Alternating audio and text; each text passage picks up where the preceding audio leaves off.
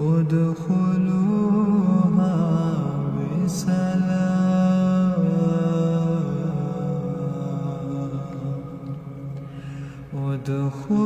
ادخلوها بسلام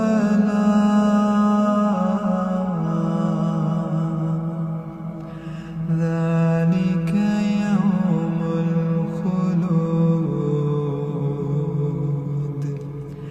ذلك يوم الخلود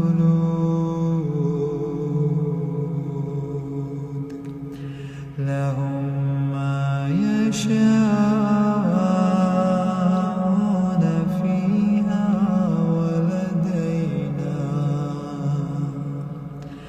فيها ولدينا مزيد وكم أهلكنا قبلهم من قرن هم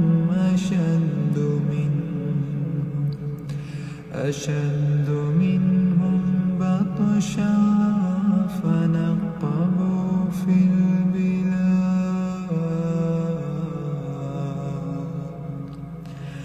البلاد هل من محيص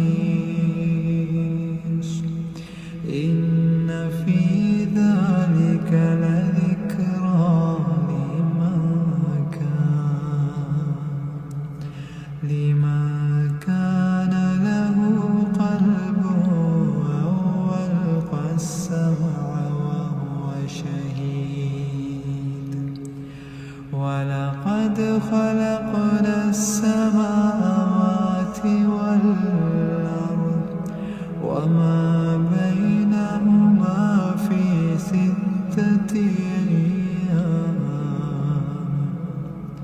أيام وما مسنا من لغوب فاصبر على ما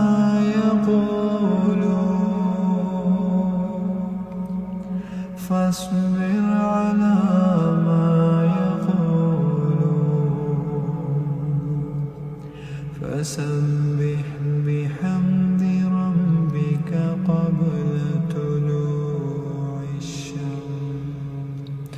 قبل طلوع الشمس وقبل الغروب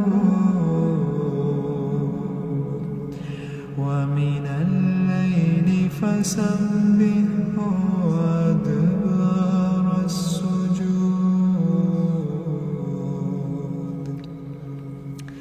واستمع يوم ينادي المناد من مكان قريب يوم يسمعون الصيحة بالحق ذلك يوم الخروج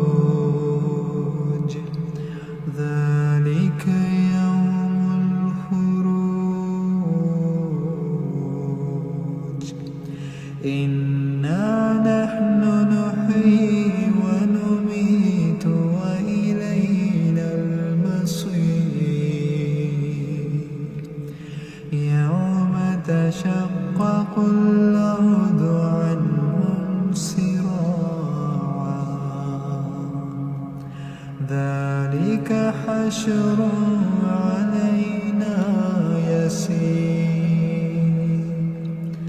نحن أعلم بما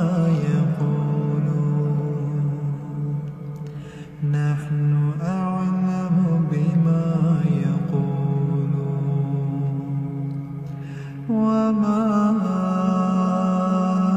أنت عليهم بجبار